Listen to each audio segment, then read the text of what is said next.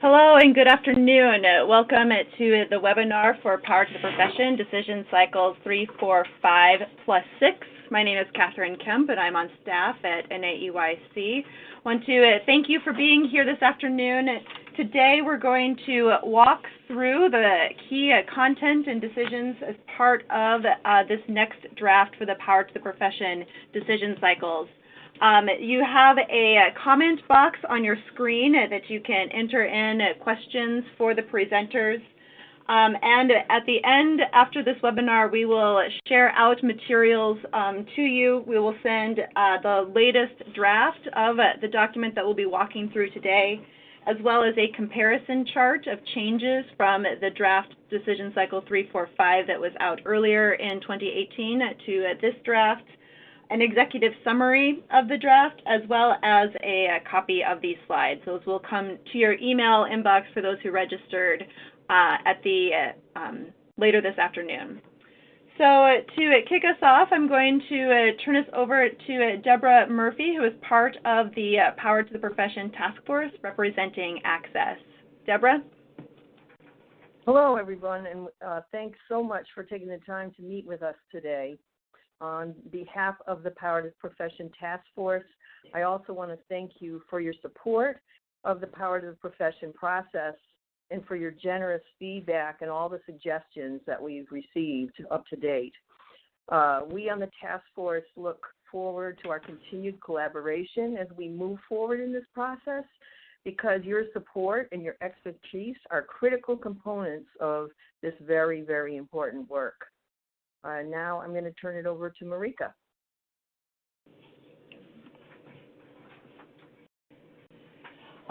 Thank you so much. It's great to have this opportunity to just preview the highlights of the next draft. This draft, you informed this next draft, so I hope that you're able to see your leadership and expertise sort of exemplified in the next iteration of decision cycles 3, 4, 5, and 6.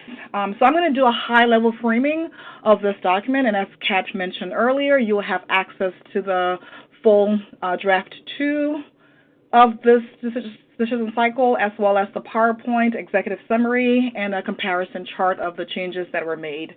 But we just felt it was important for you to get this broad preview of the content you'll be reviewing. Many of you wanted us to reiterate that Power to the Profession is about young children. We are intentionally focusing on the role and well-being of early childhood educators because of our commitment to young children. And so moving forward, as you prepare to review the document and as we talk about Power to the Profession, you're going to see that we're always going to start with the focus on young children. And so we're doing that right now because that's what the field wanted. And so we know that early childhood educators play a critical role in the ecosystem that ensures that young children are valued, supported in the context of their families and communities. As a profession, we play multiple roles. Certainly the early childhood educators working directly with the young children is where we're focusing when we define Power to the Profession, but we also know that the places of employment, as well as the professional preparation programs, the professional organizations like the task force and stakeholder organizations, the federal governance agencies, their policies and public funding, the state and local government agencies, we're all part of this ecosystem as well. And so while Power to the Profession certainly is about young children and defining the early childhood educators working with young children, we're also zooming out to look at it from a systemic approach to see how we are all contributing as part of this ecosystem. And of course, we know that the role of educators are central, that when we invest explicitly in early childhood educators, we're improving outcomes for young children. Conversely, when we create systems and policies that harm educators, we're essentially causing harm to young children and their families as well.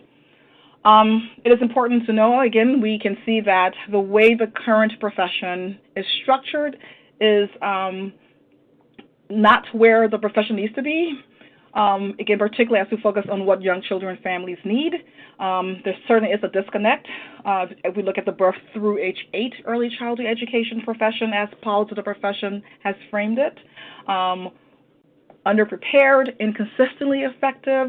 We have diversity, and we celebrate that diversity. We definitely want to retain it and grow it as we move forward as a more unified profession, but we know that diversity is stratified and certainly undercompensated and undersupported. And so we know that there is a gap between the current profession and the profession young children and families need.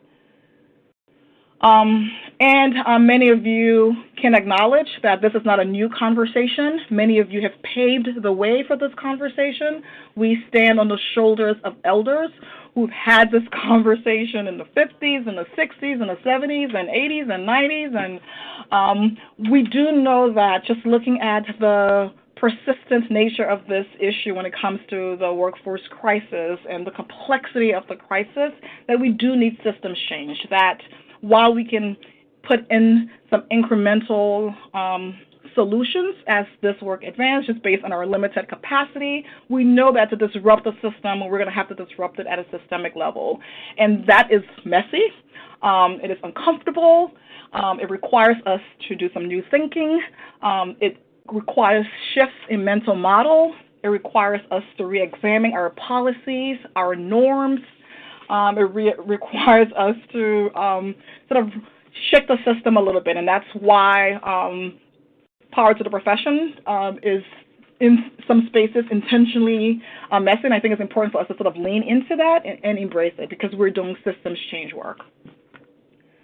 And as advocates and early childhood educators, we know our sequence matter, that we have been split or siloed because we have preferences for how this would be sequenced. Certainly there are some advocates who will say focus on identity, that having a profession with too many labels is really confusing. We can't do just one or two sound bites that sort of talks about our profession. We have providers and home providers and unlicensed and licensed and Head Start and early Head Start and public pre-K, and we know it's really complicated. Some will argue that you focus on your identity first, that's the most important piece. Others will say absolutely not. It is about the public image and public support, that if you clean up your identity without focusing on your public image and public support, you're not going to get the outcomes you need.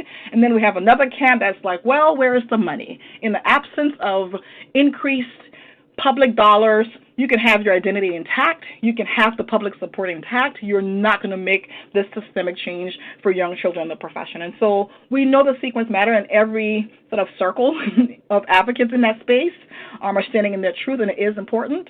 And this is why Power to the Profession takes this systemic approach and say, yes, all of these components do matter, we're just going to have to sequence it in a way that allows us to sort of build on the strengths of each other. So first, Policy Profession starts with the unifying coherent identity, which is the process we're in right now.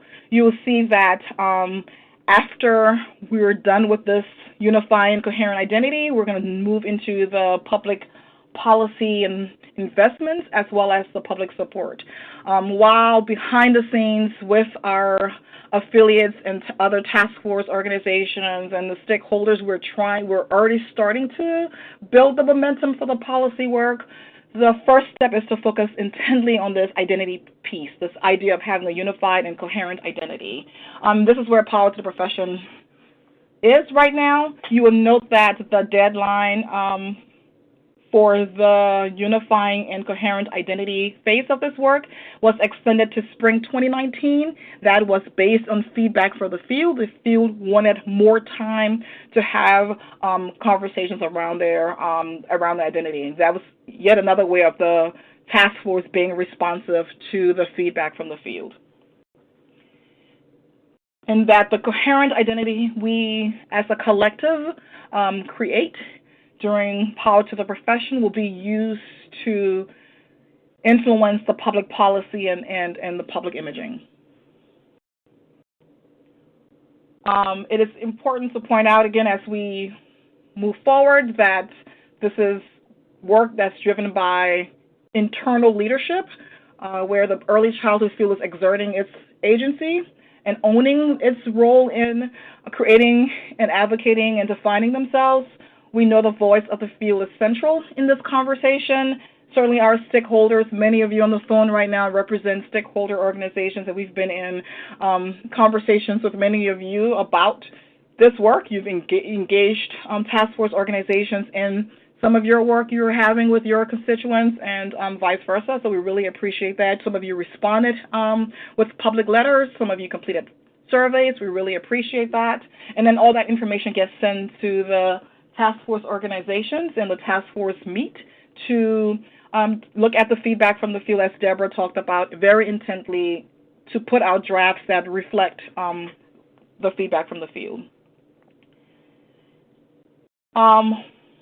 And throughout both the process, the way we engage the field, the decisions that are made, the nature of the leadership and collaboration, we're doing that with a sharpened equity lens, continuously asking ourselves, as you know, this equity work is never complete. It is a journey, and throughout this journey, as we move forward with Power to the Profession, being very explicit and reflective about who's making the final decisions, making sure they represent and reflect the diversity in the field, which is why the task force configuration is very important, that we have organizations representing family child care providers, for example, part of the decision-making table.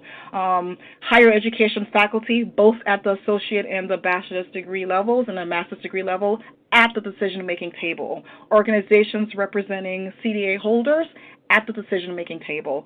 So the structure of who's making the decisions, how a decision is being made, we're doing that with an equity lens as well, and continuing to improve as we learn more and more about the implementation.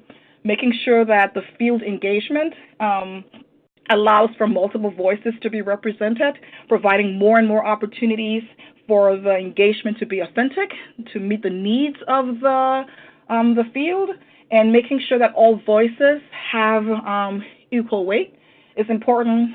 And the task force continuously asks who's making the decision, who's completing the surveys, how do we pivot if the surveys, the diversity of the survey respondents don't match the diversity of the field, how do we make decisions that allow us to go into communities and ensure that all voices are at the table? And certainly disrupting the system with the decisions we're making as well. Are the decisions we're making reducing or reinforcing the existing inequities? And who's benefiting most from the decisions being made? So sharpening our equity lens, again, it's baked into this work. And sometimes it's implicit, so implicit that I think we all don't see it, and I think it's the responsibility of the task force organizations to highlight that a little bit more, as we heard from the field, and sometimes it's very explicit. And so Kat is going to talk a little bit more about how we've been engaging the field to get to where we are right now. Great. So for the past 2 years, Power to the Profession has been very intentional about our engagement, and knowing that to bring together so many voices and perspectives, we have to use multiple mechanisms and avenues for educators and faculty and members of the early childhood field to build this shared identity. So we leverage these pathways that include focus groups, online surveys, interviews with experts and key leaders in the field, numerous conference calls and webinars, conference sessions where we are attending directly with the members who are attending conferences to have conversations, having meetings and convenings that really drive the discussions around Power to the Profession focused on specific audiences, as well as informal conversations. Sometimes at those conferences, the hallway conversations can be just as influential as the formal conversations that are held during the session. And thank you to many of you and others who supplied formal response letters to give your perspective in a cohesive and coherent manner. We have been spreading out across the country over the past 2 years. Power to the Profession has had a footprint in 42 states and territories, including a number of different avenues for engagement across focus groups, conferences, workshops, and holding webinars. From the NAEYC side, we've had 65% of our affiliates have featured Power to the Profession at conferences or engagements with their members. We have worked deeply with 5 of our affiliates who have taken the lead on being able to guide focus groups and drive conversations and help connect the decision-making from the task force to educators and those working directly with young children. Across these 5 affiliates have held 500 outreach events and have engaged over 11,000 individuals. And then we've also had a number of online surveys. We've had 4 online surveys with nearly 5,000 respondents. 60% of those respondents are current practitioners. And then 21 of those who shared and chose to share a racial or ethnic identity, 21% identified as educators of color. But it's not, it's across the task force and stakeholder organizations. So we've also seen great engagement from task force and stakeholders that hold national conferences have also been highlighting and elevating Power to the Profession with their audiences. And to the point about starting to set the stage for building awareness and increasing public will for Power to the Profession and supporting the early childhood education profession, we've held meetings with federal officials, both at the executive and administrative branch as well as in the legislative branch. We've had media references that explicitly call out Power to the Profession in their comments. We have seen blogs and policy papers writing about Power to the Profession, as well as hundreds of tweets and elevating the power of social media for really driving these discussions. And to the point about making sure that we are sharpening our equity lens, we were seeing that of the 21% survey respondents who identify as educators of color led us to really make sure that we were being intentional about partnership and outreach with different communities to be able to elevate and ensure their voices are heard. So have had partnerships with a number of organizations that represent cultural communities, and have had 15 focus groups that intentionally engage these audiences, specifically educators from African American, Spanish-speaking, Asian American, Native American, and rural communities to be able to elevate and directly engage with those voices.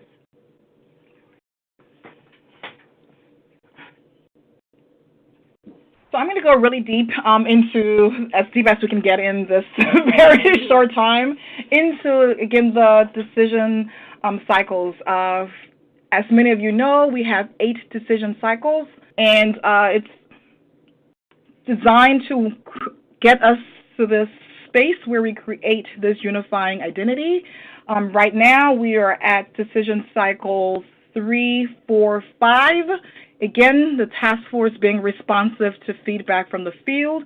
You will see that this second draft include guidelines around compensation. So just to frame where we are, decision cycle 1 is closed. It was vetted with the field. It's closed. Decision cycle 2, we'll talk a little bit more about where that is. It's semi-closed, I should say. And now we're adding to that decision cycles 4, 5, and 6.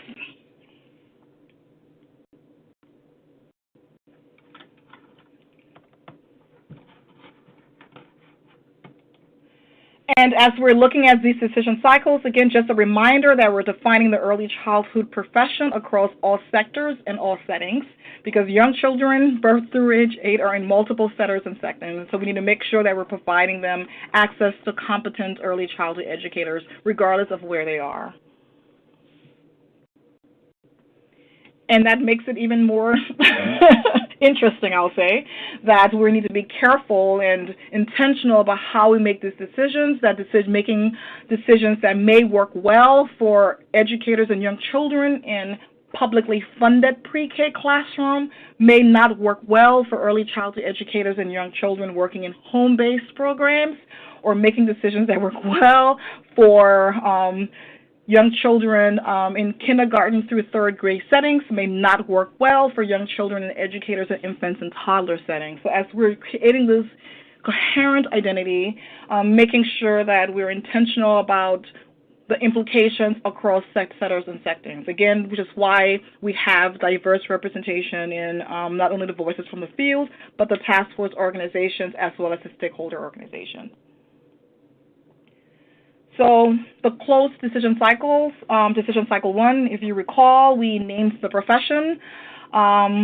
We're early childhood educators in the early childhood education profession. Just to go through this really quickly, it talked a lot about the distinct role of early childhood educators in society, claiming the full birth through age 8 space, all settings and sectors, that early childhood educators are defined by the mastery of the knowledge, skills, and competencies and guidelines defined by the profession. And throughout Power to the Profession, you'll see that the task force is very clear about the task force owning its agency and its appropriate space in governing the profession, as we see in other more organized professions. Also in that decision cycle, the task force framed the early childhood education profession in the context of a wider field.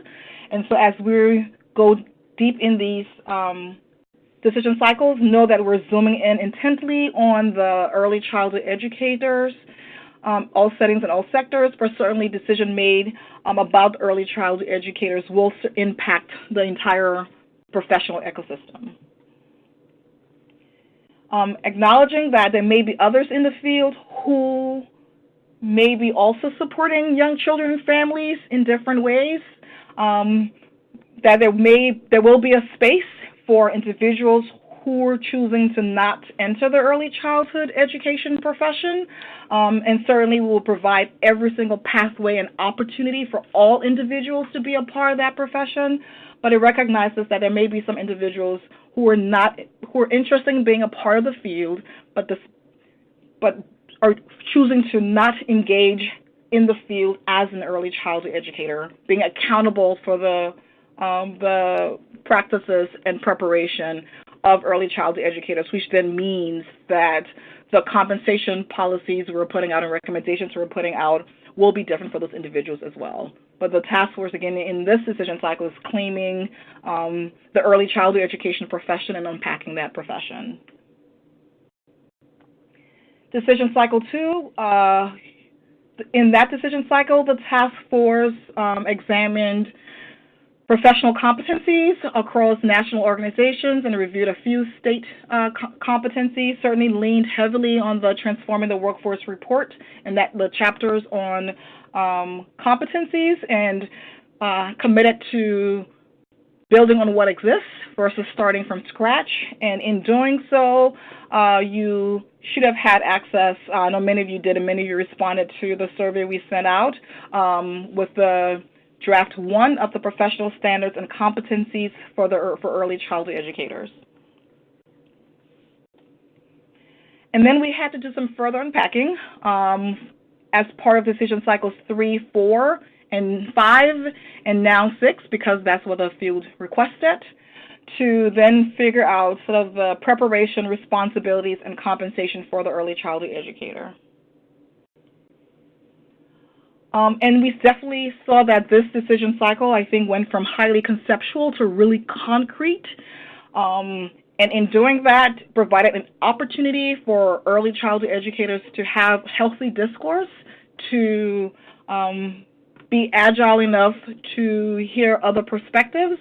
It took us way deep into the systems change space, where we all had to put up mirrors and sort of reflect on our own identity within this profession, our own norms, our own beliefs, listen to others.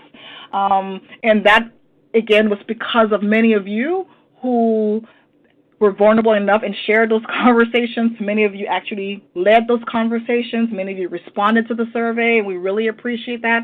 We saw that as an area of strength, that we are able to debate these important issues internally, because we know that if we can't do this internally, we will not be well equipped to respond to some of these questions we're asking ourselves when it comes from external audiences. So again, that's definitely a strength and of a healthy profession, and we appreciate that journey with you.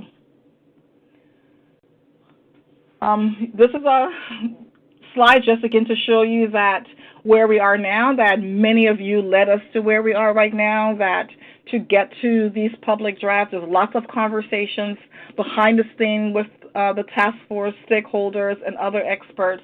The task force reviews multiple drafts, puts forth their best thinking, and because the field is guiding this work, puts forth the best thinking and allowing the field to own and drive the decision. So we're now at the point where we're reviewing draft 2, but draft 2, again, is reflective of the leadership in this field at all levels. So what to expect as you review the documents we're going to send you in a few minutes at the end of this situation, this conversation. By and large, the field majority was comfortable or somewhat comfortable with the direction. Certainly there were areas needing attention, and the task force focused keenly on those areas needing attention.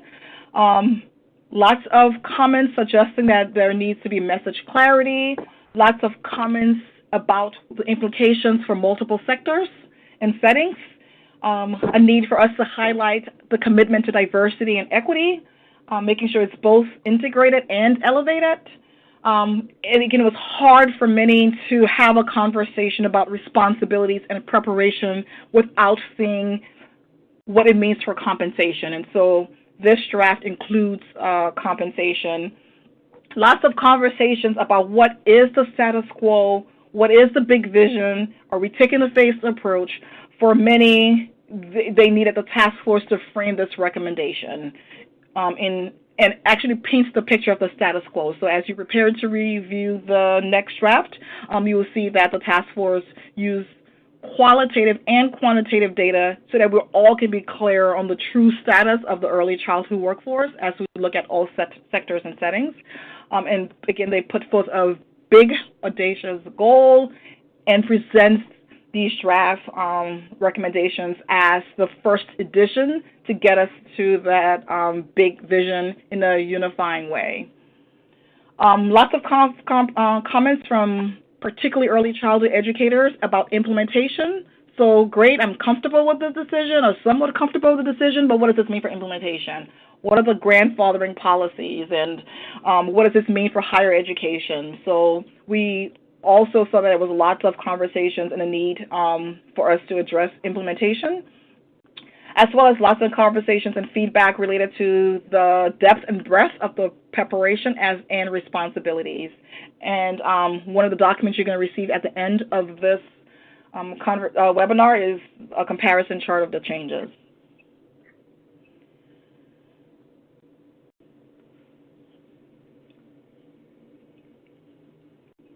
And again, based on the feedback from the field, the task force felt it was important to frame the difficult realities we currently live in and we currently exist in as a profession. And so you'll see that the draft frames the current status quo so that we all can be in a common place and have a common understanding of the status quo as we look across sectors and settings. And then puts forth an audacious vision.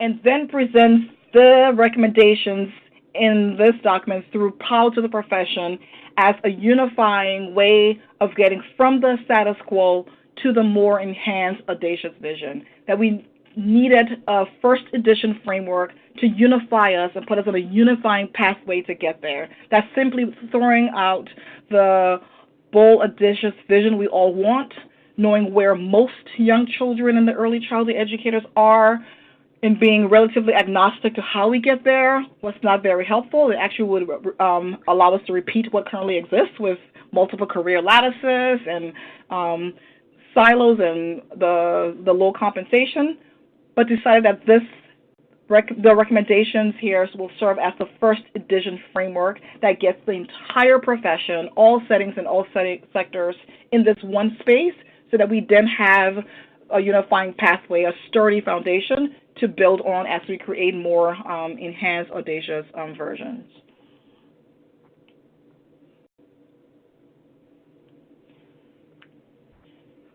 So what you'll see that is relatively consistent with the first draft is we still have the one profession with 3 distinct and meaningful designations.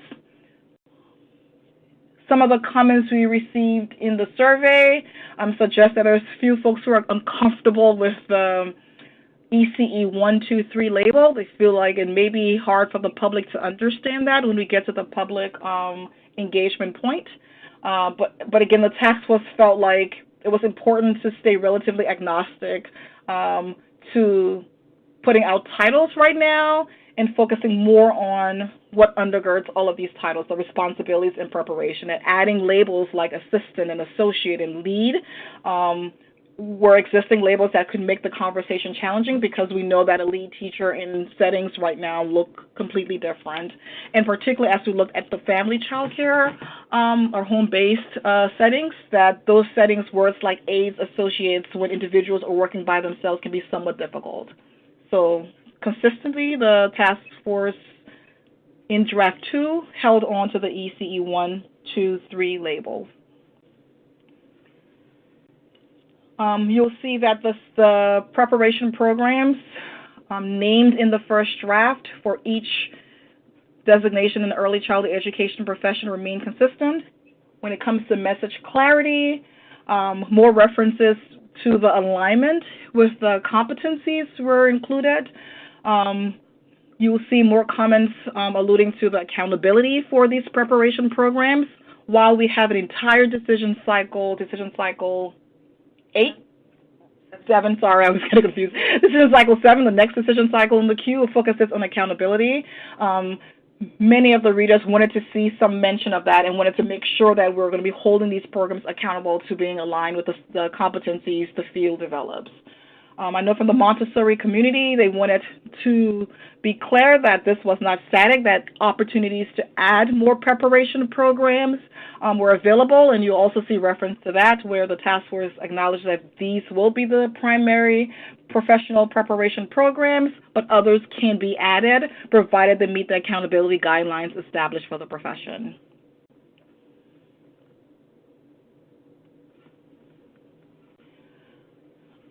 Much of the conversation, whether it was through a focus group or informal conversation or a letter to the task force or through the survey, focused around aligning the destination of preparation and responsibilities.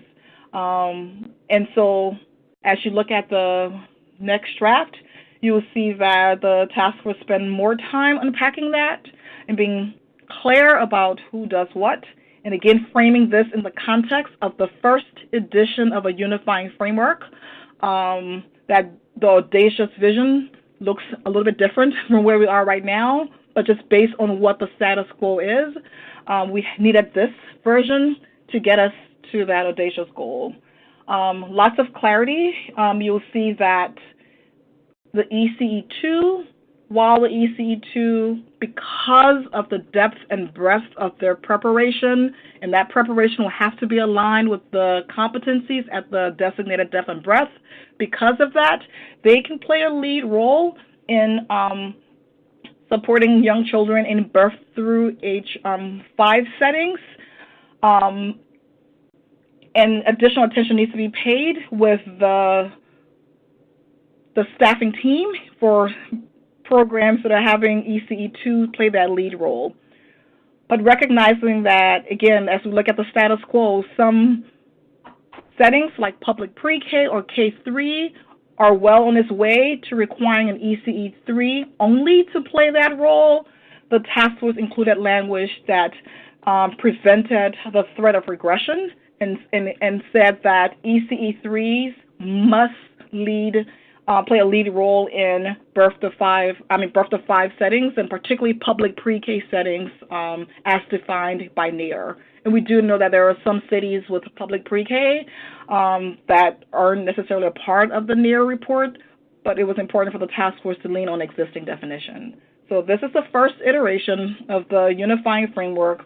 Certainly, like all professions, as the profession advances, as we have the public funding to support compensation, to build an infrastructure, to ensure that we have pathways and we have diverse educators at our level, we can then start moving to a more progressive, audacious vision for this profession.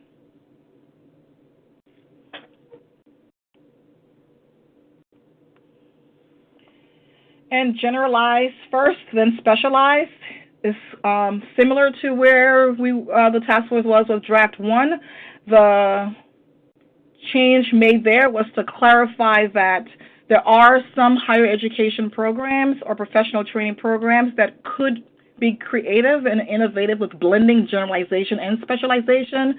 So while some may prepare early childhood educators with a generalized knowledge first and have those individuals then specialize, making sure we're giving room to innovative programs that could blend that preparation so that completers are graduate with that generalized and that specialized knowledge.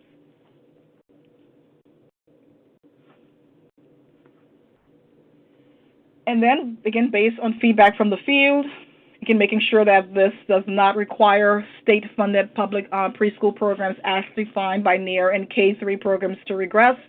Also adding compensation, that compensation will increase as early childhood educators deepen their preparation and have a deepened responsibility as part of a teaching team. And compensation includes benefits.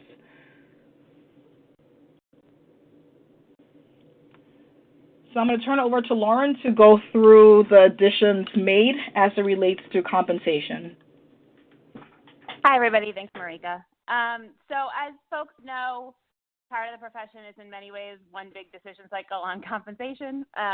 It is, at its core, attempting to answer a question of compensation for whom and for doing what, and that is part of it. Requiring us to answer that question helps us get to a place that we have not yet been able to get to when it comes to the compensation question. Not surprisingly, that wasn't quite enough for the field, who sort of said, like, okay, right, great, can we actually see a compensation decision cycle? And so in this iteration, we took the opportunity to add on 6 to the second iteration of 3, 4, 5 as those are going out. The other piece I think about compensation is that it really turns us towards the question of policy recommendations and implementation guidelines. The task force wanted to remain true to the goal of this phase of the Power to the Profession and really create the framework for the policy recommendations to sort of hang their hat on, essentially.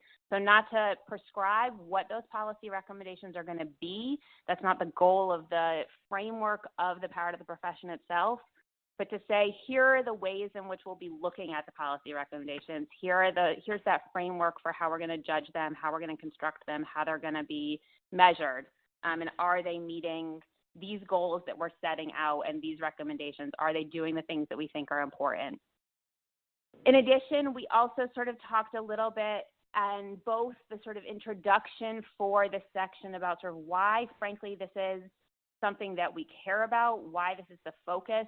This is an internal document to the field and a discussion for us broadly to have amongst ourselves. We are also thinking about the case that needs to be made publicly and to policymakers for why we're going to focus on this as part of the policy push that is coming.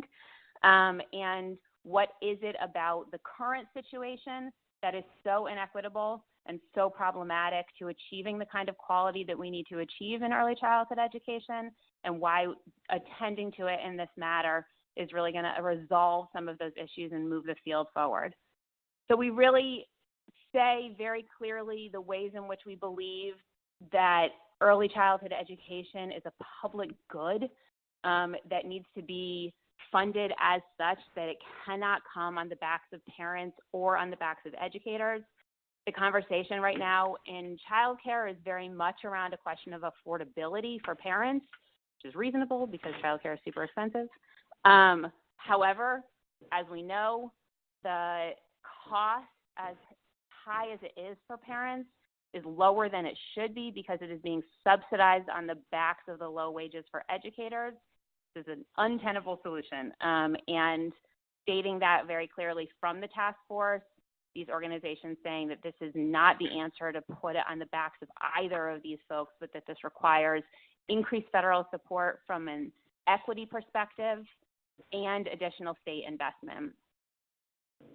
We went sort of specifically to thinking about 4 sort of guiding recommendations: that there would be comparability for early childhood educators regardless of setting, assuming comparable qualifications, experience, and job responsibilities.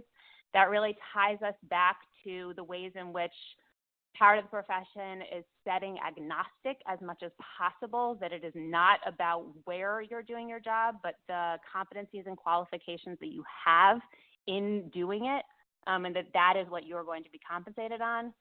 That there is a provision of benefits as accompanied by, that benefits accompany compensation, and that it isn't just about the wages, but that we're really looking at those benefits. There's a lot of research about how important that is. That the compensation increases commensurate with the increased preparation and increased competency. This seems like one of those obvious things, but when we look at the status quo and the way that things work now, we really see the ways in which an increase in educational requirements and in qualification requirements, as happens in some places, has not been accompanied by increases in compensation, and the ways in which that has proved so problematic for the field. So establishing that as a baseline requirement, that as you increase, you're able to, as you increase from 1, 2, 3, you're able to increase your compensation. And I think that will be important not only for thinking about the ways in which early childhood educators whose talents are maximized in working directly with children and families are able to continue to do that work over the course of a lifetime. The 4th recommendation is really focused on the issue of a 0 to 8 frame, thinking about not differentiating on the basis of ages of children served. This has obviously been reflective of the field that we have right now, the ways in which there's a penalty for working with infants and toddlers, and the way that penalty is primarily borne by women of color who are primarily working with the younger grades and younger ages. One of the big conversations that the task force had was around the question of what does comparability mean? How do we judge and think about comparability? This is obviously a conversation that is going on much more broadly as well. For the task force, they felt very strongly that while we believe in a floor that all early childhood educators should be able to make a family sustaining wage, it was important to link the competencies, qualifications, and complexity of the early childhood educator's job with the compensation, and that it is not defined by a minimum wage, though a minimum wage strategy may be an option for some sectors and some educators in some states, and we've seen that happen. I think we focused very much in the end on public school salary scales. Obviously, this is a 0 to 8 conversation, and we deeply recognize the ways in which our K-3 early childhood educators are also not being paid sufficient wages. That's been a political movement that has really taken the field further. But thinking about the entire 0 to 8 frame as public school salary scales as the baseline for comparability without stopping there, and recognizing the need to look at community reflections, at the ways in which people are taking into account multiple options and opportunities in their states and settings for looking at how they define comparability. And there's some conversation about that in the draft that you'll be able to review shortly. This leads us to more decisions that are in the queue. Marika referenced earlier the accountability conversations, infrastructure and resources. We talked about compensation really turning us towards the implementation. This really turns us towards the implementation, thinking about what does this look like in the field, who takes part in the different lanes, sort of how does all of this rest when we talk about governance, when we talk about, you can see on this slide, we talked about not only the ecosystem at the beginning, but the ecosystem for state and local governance and bodies, federal governance, professional governance, what belongs where. These are really the conversations that we'll be focusing on in decision cycles 7 and 8. The next step, we want to leave a few minutes for questions at the end, is just thinking about a full public release in January as we approach the holidays for folks to really take their time in the pre-release to look at the documents, to think about what all will be accompanying that full public release in January so that everybody is able to get the kinds of resources that they need to be able to comb through the document. It is dense and detailed, as many people need it to be. It can also be easy to get lost in the weeds. So making sure that we're giving folks all of the resources that they need in continuous improvement, from making sure that we're able to provide the wide range of educators who are both members of the task force organizations and not, and making sure that they have those resources to engage in this conversation. I think we've talked very explicitly about how important it is for you all to be involved in these conversations. It has been a joy to have so many conversations with all of you as we sort of think about what this looks like, as we push each other, as we question each other, as we find things and flaws in our arguments and sort of think about, okay, how can we make this better? How can we make this better? How can we make this better? It's really true. We say it all the time, but actually your voice and your expertise really are needed. And I think you'll see how much we value them as a task force and how they've informed and improved this draft and the iterations and decision cycles to come. So thank you all so very much. I'll turn it over to Kat to close us out. Great. Thank you, Lauren. Want to just remind you have the opportunity to enter questions into the, type them into the comment box on your screen. We'll be happy to answer those. But just to underscore and reiterate and repeat how much we value your comments, as well as sharing these perspectives with your networks and colleagues and with others. The full public release will be in early January, and along with that release, we will also be including Spanish translations of these documents, a frequently asked questions page, and an abbreviated survey for the field to be able to have that mechanism of public comment. We'll also be including opportunities for focus groups and a public webinar so that the whole field would be able to have access to going through this content. The webinar or the survey and public comment will be open for 8 weeks until early March, and then the task force will be able to take feedback from your comments.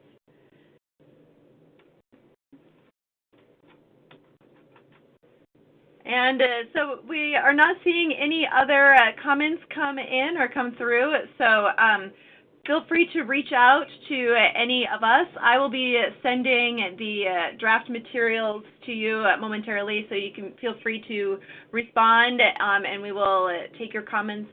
Thank you for your time. Thank you for being part of this process with us. One of my favorite sayings is teamwork makes the dream work. So all of you are part of the Power of the Profession team, and we do really appreciate you coming on this journey along with us.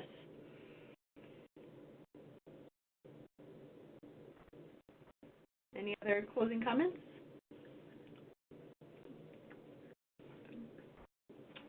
All right. There are more questions. I see. Sorry, we were missing some of the questions. One question about when will the competencies draft 2 will be available. That the work group for that competencies will be meeting in January, and they'll be reviewing the field comments and be working on what would be the pieces for that next draft. If you have comments on these drafts that you will be receiving today, please do feel free to share. It is helpful for us to know so that we can be able to quickly pivot and adjust quickly for the public comments as well. All right. Well, thank you, and feel free to be in touch as more questions arise, and we look forward to continuing to work with you and get your feedback.